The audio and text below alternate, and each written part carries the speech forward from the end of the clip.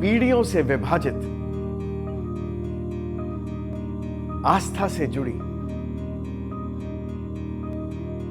घर की दिव्य शक्ति। जब घर में खुशबू फैलानी हो तो सबसे अच्छा उपाय है कृष्णा साई धूप और अगरबत्ती। घर के स्वस्थ वातावरण सुख समृद्धि के लिए अपनाएं। कृष्णा साई धूप बत्ती और अगरबत्ती। कृष्णा साई अगरबत्ती धूप बत्ती। मेरा साई राम तेरा मेरा साई राम, मेरा साई राम तेरा मेरा साई राम, मेरा साई राम तेरा मेरा साई राम, मेरा साई राम तेरा मेरा साई राम, मेरा साई राम तेरा मेरा साई राम, मेरा साई राम तेरा मेरा साई राम। पीढ़ियों से विभाजित, आस्था से जुड़ी घर की दिव्य शक्ति। कृष्णा साई धूप बत्ती घर घर महकाए, अपने घर की सुख समृद्धि और शांति के लिए अपनाएं। कृष्णा साई अगरबत्ती धूप बत्ती। जीवन की ऊंचाइयों तक पहुंचने के लिए कृष्णा साई अगरबत्ती ने मेरा हाथ थामा, जिससे कि मेरा जीवन खुशियों से महक उठा।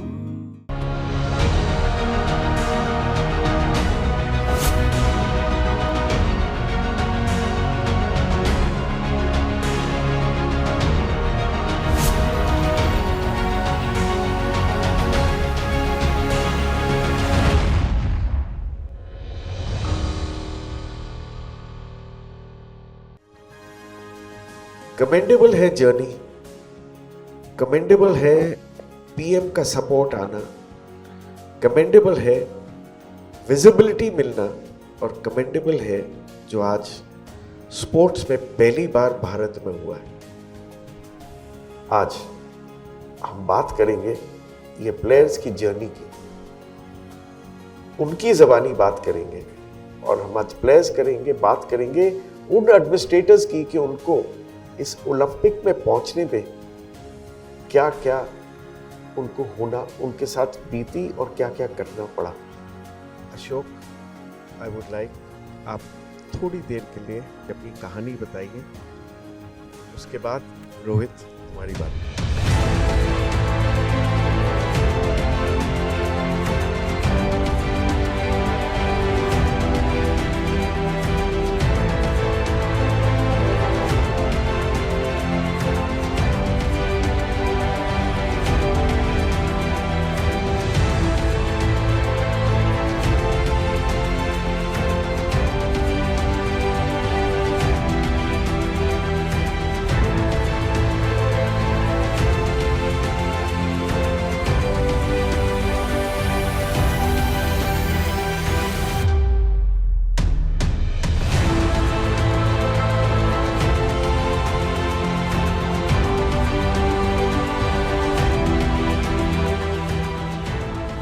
में जो कॉमनवेल्थ गेम हुए थे 2000 मैंने टीवी में देखे थे, तब प्रमाण पासा और राजेंद्र हेलो तब पावर लिफ्टिंग कर रहे थे, तो मैंने टीवी में देख के उनको देख के मेरे को पता चला भाई मतलब ये तेरे जैसे व्हील चेयर पे हैं तो भी कर सकता है जैसे ये किया इन्होंने।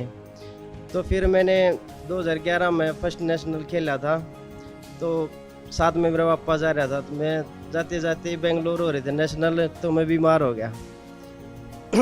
फिर अब साथ में पापा जा रहा तो ऐसा फील होया, मैं अब ये बोलेगा कि पापा मैं तो बीमार हो गया, तो उसमें फिर अच्छा नहीं लगा। मैं बोला पापा को, मैं पापा मेरे को दूध चाहिए, तो वहाँ से दूध लेके आ गया, मैंने पिया और मैं लिफ्ट किया। मैंने जूनियर में गोल्ड और सीनियर में सिल्वर मेडल जीता फर्स्ट टाइम। उसके बाद फिर मैं 2014 में मेरा इंटरनेशनल में सिलेक्शन हो गया, तो मैं कजाकिस्तान गया, मेरी 7th रैंक आई वहाँ पे। उसके बाद फिर मैं 2018 में पैरा एशियन गेम्स इंडोनेशिया हो रहे थे, तो मैं वहाँ पर गया, तो मेरे हाथ में इंजरी हो रही थी, तो वहाँ पर मेरी हड्डी टूट गई, जिसमें 153 पे मेडल था। 153 मैंने 140 किया फर्स्ट टाइम पे, तो वो मेरा क्लियर हो गया। तो मैंने फिर 153 पे मेडल था, मैं कहा 153 कर दो, तो 153 पे करते मेरे लेफ्ट हैंड की साइड की हड्डी टूट गई बाजू की। तो वहाँ से मेरे को ऑपरेशन में ले गए। अगले दिन मेरा ऑपरेशन होया और पीसीआई ने और सत्य सर और सांगवान सर ने इन सभी ने मेरा ऑपरेशन करवाया। 9 घंटे ऑपरेशन चला मेरा वहाँ पे। फिर 5 दिन मैं वहाँ हॉस्पिटल में रखा, फिर मैं इंडिया आ गया।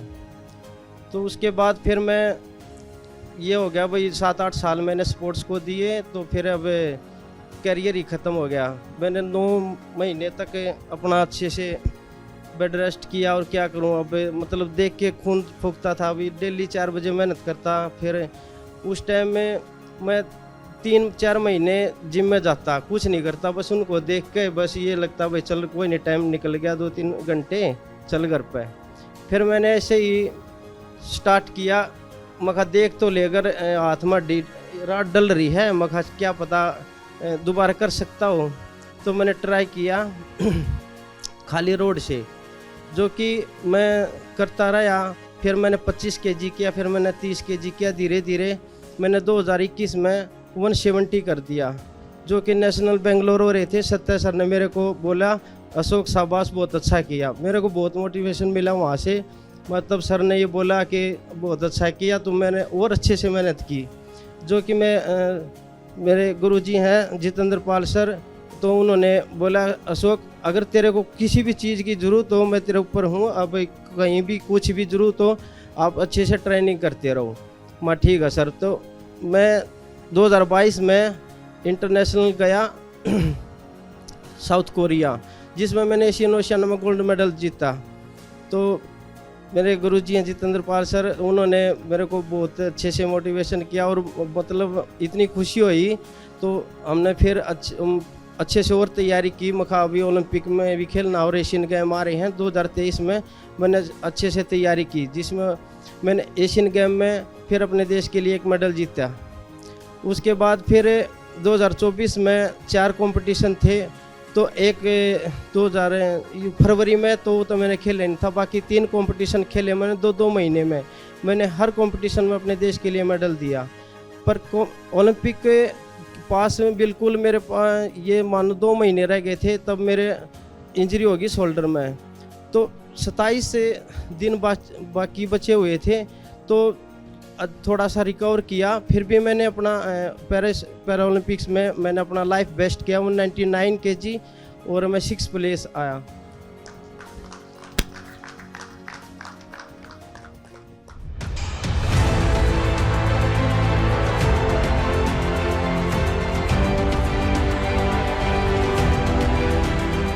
हमारे गांव में बास्केटबॉल का बहुत अच्छा चलन है। बचपन से ही मैंने बास्केटबॉल बहुत खेली हुई है। पर जब टीम में सिलेक्शन का टाइम आया तो कोच ने बताया कि आपका एक हाथ नहीं है। मेरा हाथ बचपन में ही डॉक्टर को ग्लूकोज लगाने की वजह से ख़राब हो गया था, काटना पड़ा था। तो वहाँ से पता चला कि मैं बास्केटबॉल नहीं खेल सकता, टीम में सिलेक्शन नहीं हो रहा है एक हाथ की वजह से। तब तक मुझे ये नहीं पता था कि पैरा ओलंपिक के भी गेम होते हैं या पैरा का कोई गेम होता है। तो उसके बाद मैंने अपनी स्टडी जारी रखी, BA की, MA की हुई इकोनॉमिक्स से, और अभी PhD चल रही है लवली प्रोफेशनल यूनिवर्सिटी से करंट में। तो फिर मैं 2014 में जयपुर घूमने गया हुआ था फैमिली के साथ। वहाँ मुझे देवेंद्र झांझड़िया जी के बारे में पता चला कि पैरा के भी खेल होते हैं और वो मेरे जैसे ही हैं, एक हाथ से हैंडीकैप्ड हैं। तो उसके बाद मैंने वापस रोहतक हरियाणा में आके और अपना जानकारी इकट्ठा की कि कहाँ से गेम होते हैं, कौन कराता है, कैसे क्या है। रोहतक में राजीव गांधी स्टेडियम में मैंने ट्रेनिंग शुरू की।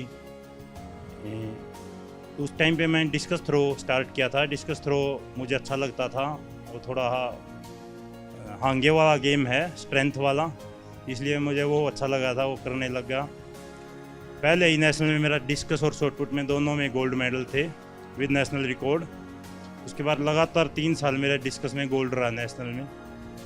2016 ओलंपिक में डिस्कस थ्रो का इवेंट नहीं होता था वहाँ, ये पीछे से ही काट दिया जाता है किसी कारणवश। तो फिर मैंने जेवलिंग की ट्रेनिंग स्टार्ट की। जेवलिंग में रियो ओलंपिक के लिए क्वालिफाई किया। उससे पहले मेरा 1 महीने पहले एक्सीडेंट हो गया, लेफ्ट हाथ का ही शोल्डर का मांस फट गया। उस कारण मैं रियो ओलंपिक में नहीं जा पाया। फिर दोबारा डिस्कस स्टार्ट की, वर्ल्ड रैंकिंग 1 पे आया, टॉप स्कीम में आया। उसके बाद डिस्कस थ्रो काट दी दोबारा से। फिर मैंने शॉटपुट स्टार्ट किया। शॉटपुट की तैयारी अच्छी चल रही थी। टोक्यो ओलंपिक के टाइम पे अपना वर्ल्ड रैंकिंग 3-4 तक की थ्रो लगा रहा था। फिर मेरा राइट नी का लिगामेंट टूट गया था, एशियल लिगामेंट टूट गया ट्रेनिंग के दौरान ही, वेट ट्रेनिंग करते वक्त, और मुझे उसकी भी ट्रायल नहीं दे पाया, वहाँ से ही मिस किया। उसके बाद काफ़ी दुखी हुआ, इतने साल हो गए थे प्रैक्टिस करते हुए, कोई इंटरनेशनल मेडल नहीं आ रहा था, हर जगह क्वालिफाई कर रहा था, इतनी मेहनत कर रहा था। लॉकडाउन में भी मेहनत की, छत पे अपने वेट गियर के पड़ोस में, पर बहुत दुखी हुए उस टाइम पे लिगामेंट टूटने के बाद। फिर उसका ऑपरेशन कराया।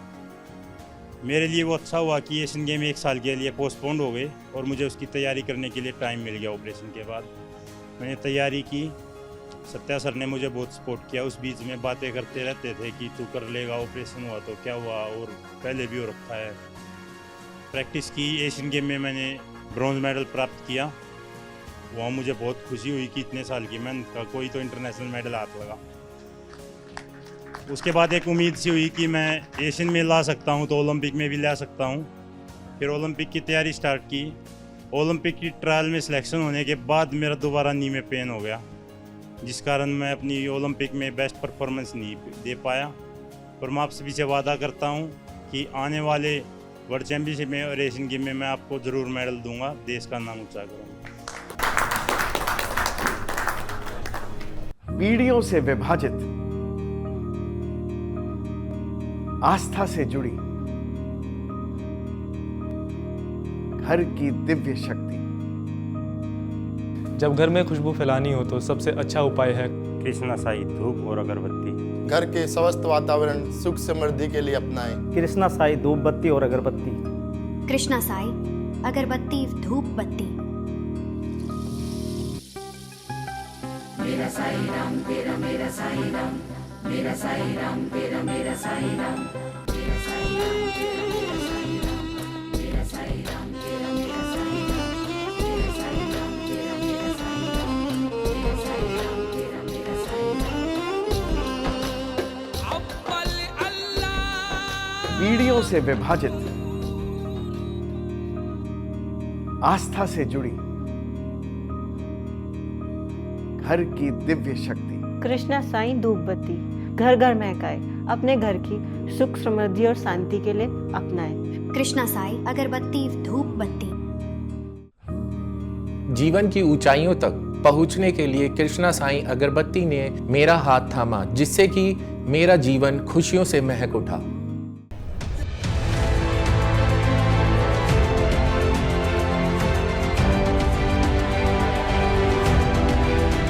और आपको मालूम है इस टाइम 2024 में हम लोग 8 to 10 मेडल एक्सपेक्ट किया था बैडमिंटन तरफ से। एंड अगेन मेरा को ये लगता है थोड़ा हमारा बैडमिंटन में इस टाइम थोड़ा कम मेडल हो गया बोल के। इसका रीज़न क्या है एंड अगेन हम किधर इसका आगे 2028 के लिए किधर काम करना पड़ता है, आप थोड़ा बता दिया तो हम लोग उसका हिसाब से हम काम कर सकते हैं। नहीं सत्या जी, आपका क्वेश्चन बहुत लेजिटिमेट है, क्योंकि हमारा एक्सपेक्टेशन और हमारा टारगेट 8 to 10 मेडल्स ही था। कुल 13 खिलाड़ी भागीदारी किए थे इस बार पेरिस पैरालंपिक्स में, जबकि कुल हमारे पार पिछली बार केवल 7 एथलीट्स थे, और पिछली बार 7 एथलीट्स में 6 ने सेमीफाइनल खेला था, यानी कि 4th फिनिश किया था टोक्यो पैरालंपिक्स में। पेरिस ओलंपिक्स में ज़रूर हमारे मतलब जो हमारा टारगेट सेट था उसके साथ हम नहीं कर पाए। इसके मेजर 3 कारण ज़्यादा हैं। नंबर 1 कारण को तो मैं कहता हूँ कि हमारा कुछ ड्रॉ का स्ट्रक्चर इतना बढ़िया नहीं बन पाया, जहाँ पे हमारे खिलाड़ी आपस में ही ड्रॉस पड़ गए और आपस में ही मैचेस पड़ गए, जो कि हमारे हाथ में नहीं होता है, क्योंकि टूर्नामेंट स्टार्ट होने के 2-3 दिन पहले ही ड्रॉस पड़ते हैं। और ऐसी परिस्थिति में हमें नहीं मालूम होता है, जैसे नितेश और सुहास का पेयर एक साथ पड़ गया, इसी तरह सुकांत और सुहास के मैचेस भी बाद में पड़ गए एक साथ। तो इस तरीके के देयर आर वेरियस कंडीशंस जब ऐसा हुआ, तो एक तो मेजर कारण ये है। दूसरा, हमें लगता है कि किसी भी टूर्नामेंट में ना केवल हमें एक्लिमेटाइज होना होता है वहाँ के वेदर से, बल्कि मुझे लगता है कोर्ट कंडीशन से भी एक्लिमेटाइज हो जाना चाहिए। फॉर एग्जांपल मैं कहूँगा सुहास और लुकास का जो फाइनल मैच था, हमारे को पूरी उम्मीद थी गोल्ड मेडल था, क्योंकि कुछ ही महीने पहले सुहास ने लुकास को स्ट्रेट हराया था। और Suhas is a very fit player, और वो रैली प्लेयर है, उसके साथ रैली करके कोई खिलाड़ी जीत नहीं सकता है। तो हमारा स्ट्रैटेजी यही था कि हम लुकास को अटैकिंग का मौका नहीं देंगे। बट अनफॉर्चुनेटली जो हमारा स्ट्रैटेजी था कि जब पीछे लिफ्ट कर रहे थे तो शटलकॉक आउट चला जा रहा था, और नेट पे रखने जा रहे थे तो वो टैप कर दे रहा था, क्योंकि वो 6.5 फीट का खिलाड़ी है। 6.5 फीट के खिलाड़ी को अपने बायोलॉजिकल एडवांटेजेस होंगे ही बॉडी के फिजिकल स्ट्रक्चर के कारण। और जब हमें लगा कि हम कोर्ट चेंज करके हम यही चीज़ करेंगे, पर यही स्ट्रेटजी फिर से काम नहीं किया, क्योंकि शटलकॉक पीछे मारने से पहले वो किल कर दे रहा था। अगर हम कम हाइट दे रहे थे तो वो इंटरसेप्ट करके मार दे रहा था, और ऊंची दे रहे थे तो वो आउट चली जा रही थी। तो court conditions, of course air का जो फ्लो है हम समझ नहीं पाए। तो अगली बार के लिए आप कह सकते हो कि हम समय से पहले अगर वेन्यू पे पहुंच जाएं, जैसे जापान के खिलाड़ी, थाईलैंड के खिलाड़ी, इंडोनेशिया के खिलाड़ी उस वेन्यू पे पहले से 15 दिन से ट्रेनिंग कर रहे थे, तो वो उनको कोर्ट कंडीशंस का आइडिया था। तो जब हम एक ऐसे प्रतियोगिता में भागीदारी करते हैं जो कि विश्व की सबसे बड़ी प्रतियोगिता है, कंपटीशन लेवल बहुत हाई है, तो छोटे छोटे पैरामीटर्स पे भी गौर करना बहुत महत्वपूर्ण हो जाता है। तो अगली बार पीसीआई से हम लोग ज़रूर रिक्वेस्ट करेंगे कि ओलंपिक्स में जब हमारा सब व्यवस्था करे तो यदि संभव हो तो हमको पहले से उस वेन्यू में जाने का मौका मिले, कुछ कैंप करने का मौका मिले, ताकि हम कोर्ट कंडीशन से रूबरू हो पाएँ और जो गलतियां हम इस बार किए हैं उनको दोबारा हम लोग बिल्कुल ना दोहराएं। तो मैं आपसे पूछता हूं कि एथलेटिक्स में आपके जो सोच था खिलाड़ियों का, और आपने तो बहुत ही कॉन्फिडेंस से कहा था कि 25 तो पार होना ही है। शुरुआत हुआ, एक ऐसा स्टेज हुआ जब लगा कि नहीं 25 पार शायद नहीं हो गया, तो आपके कॉन्फिडेंस की वजह थी, और हालांकि उस कॉन्फिडेंस में मैं भी आपका साथी था कि मुझे भी बिल्कुल पूरा यकीन था कि हम अच्छा करेंगे। परंतु फिर भी मैं जानना चाहूँगा कि जो आपके खेल हैं जिसमें पक्के मेडल की गुंजाइश थी वो तो आपने काउंट किए ही थे, अप्रत्याशित मेडल यानी कि अनएक्सपेक्टेड मेडल्स कौन कौन से थे आपके हिसाब से? हमारा अनएक्सपेक्टेड मेडल, एक हाई जंप में गोल्ड आ गया, एक धर्मवीर का गोल्ड आ गया। You are expecting a bronze. Pranav Sharma से हम गोल्ड एक्सपेक्ट किया था, वो 2 मेडल हो गया। लेकिन आप लोग को मालूम है नवदीप का भी सिल्वर मेडल था, एक्चुअली उसका वो गोल्ड होके कन्वर्ट हो गया। That is 1 medal. एक्चुअली मैं इतना 25 मेडल इसलिए था, आपको मालूम है एक तरफ से शूटिंग में थोड़ा कम रह गया, बैडमिंटन में कम रह गया, बट मेरे को एथलेटिक्स में फिर भी उम्मीद था। मैं 3 to 4 लूजनिंग मेडल रखा था। क्या होता, खिलाड़ी all time is not same, इसलिए आपको भी मालूम है, आप भी बहुत साल से खेल रहा है। You are also as a coach from so many years. मैं भी एक खिलाड़ी भी है, एक एडमिनिस्ट्रेटर भी है, कोच भी है, एंड स्पोर्ट्स में ये जिंदगी भर, that is the reason all the time is not same. इसका वजह से मैं इतना कॉन्फिडेंट था हम 25 का ऊपर जाएगा medal. And again badminton, shooting, archery भी मेरा कम आ गया। आपको भी मालूम है आर्चरी वर एक्सपेक्टिंग है 3 to 4 मेडल, लास्ट में हम 2 मेडल में रुकना पड़ा। वर कैप्टन 3 to 4, ये एक time this unexpected go. Again आपको मालूम है judo is unexpected medal, judo में भी अनएक्सपेक्टेड मेडल, बट ये स्पोर्ट्स मीन्स 100% कुछ नहीं होता है। क्लाइमेटिक, उसका health condition, and again athlete mental pressure, कुछ भी हो सकता है, बट आप बहुत अच्छा संभाला। स्टिल आप ठीक बोला, कंपटीशन बढ़ रहा है, कंपटीशन का हिसाब से हम चलना पड़ता है। एंड अगेन हम आगे में हम para Olympic committee of India साथ में बैठ के कोई भी टूर्नामेंट अगले में उस वेन्यू में होता है, हम वो टूर्नामेंट मिस नहीं करना। बैडमिंटन जाना ही जाना उस वेन्यू में, हम लोग एथलेटिक्स में ये करता है। बट आपको मालूम है ओलंपिक का ये सब स्टार्ट होता 1.5-2 ईयर्स से पहले नहीं खोलता वो वेन्यू, ठीक है। एंड अगेन और एक है, हम लोग 2028 को para Olympic committee of India other federations किधर मेडल जीत सकता है, उधर कैसा हम लोग काम करना है, आप हमारा को सजेशन देना है। सिर्फ पैरा ओलंपिक कमेटी फिर बार बार बोलता है सभी लोग को, this is a national property, हम लोग एबल बॉडी में भी जीत सकता है। इन फाइट छोड़ना चाहिए, इन फाइट साथ में काम करो, रिजल्ट है। आप इसमें क्या बोलते बोल?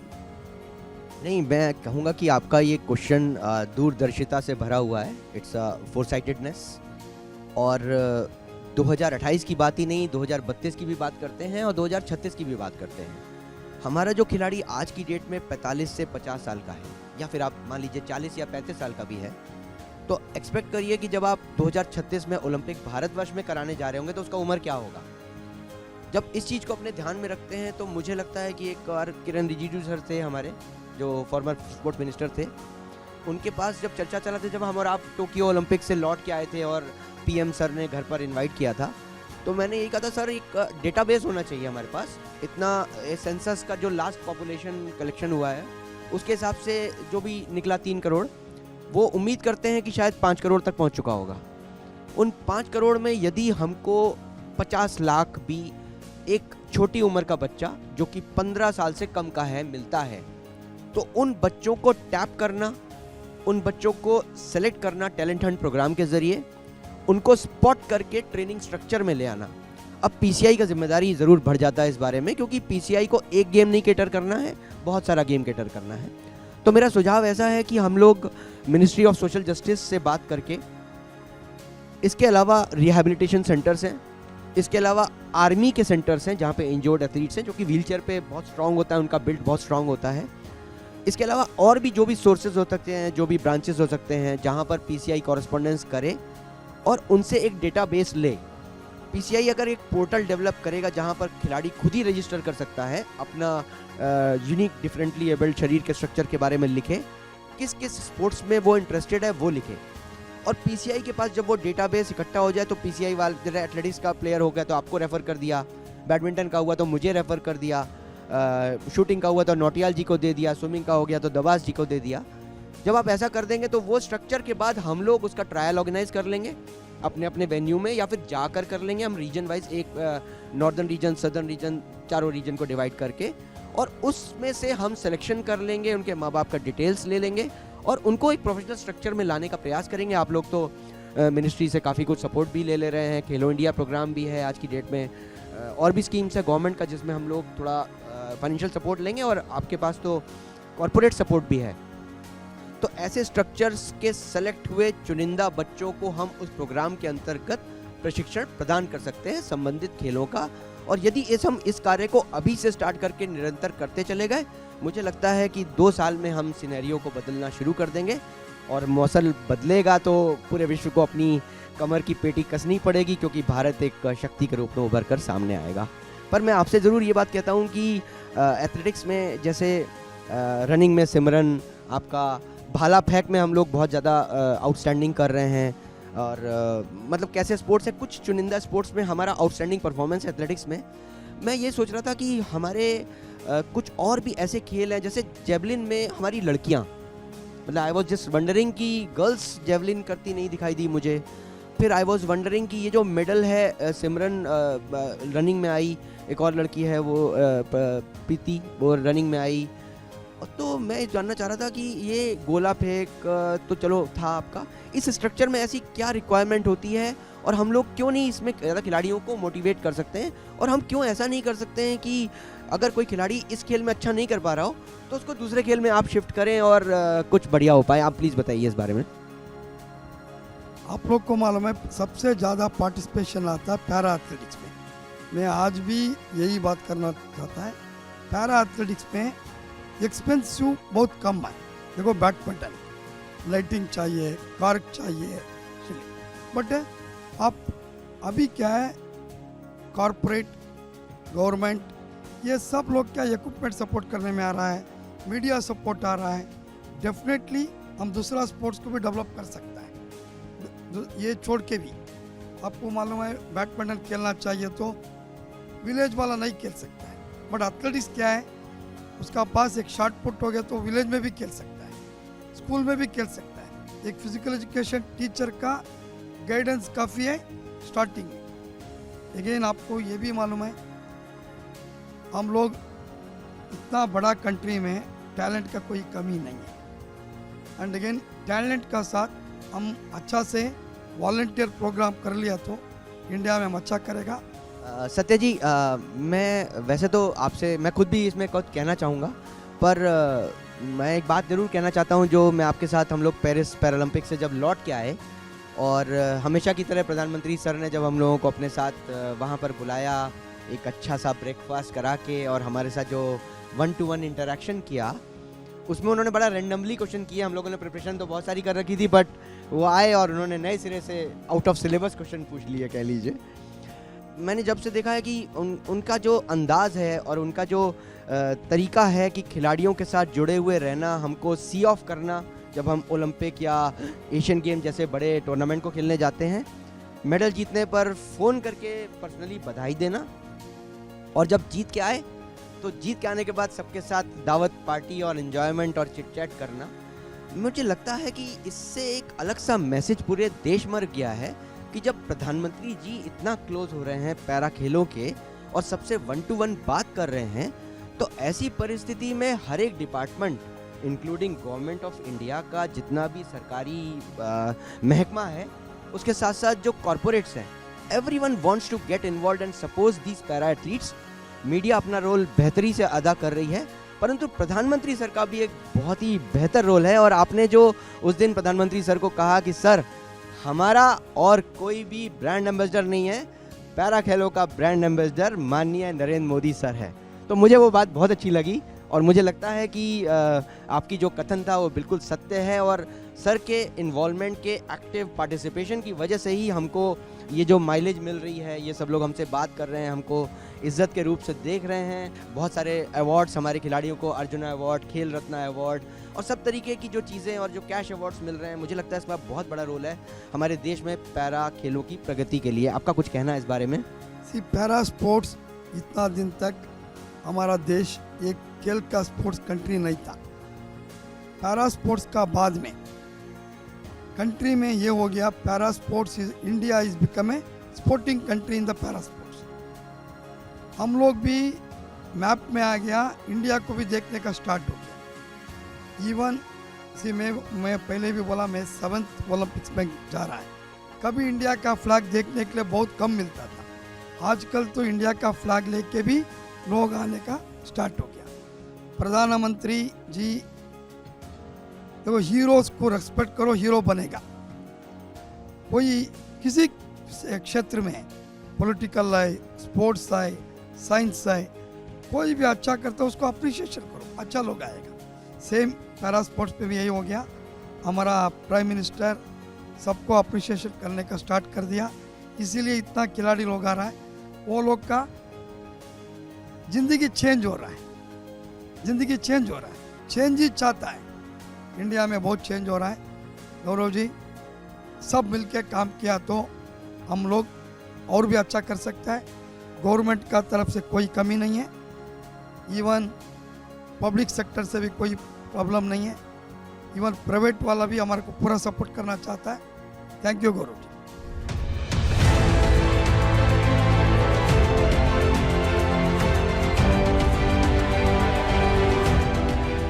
Lastly, I would like to thank the PCI, Mr. Singh, Sangwanji, Satpal, and all the people who have won laurels for India, and every one of the media who's here, or people from the DCCBI, all of you, thank you very much.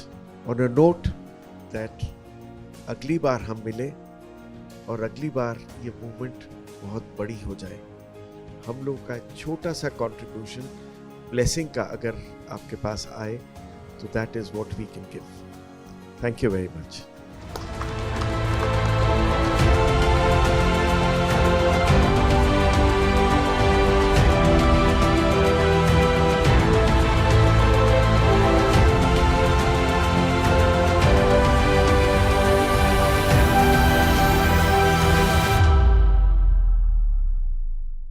पीढ़ियों से विभाजित, आस्था से जुड़ी घर की दिव्य शक्ति। जब घर में खुशबू फैलानी हो तो सबसे अच्छा उपाय है कृष्णा साई धूप और अगरबत्ती। घर के स्वस्थ वातावरण सुख समृद्धि के लिए अपनाएं। कृष्णा साई धूप बत्ती और अगरबत्ती। कृष्णा साई अगरबत्ती धूप बत्ती।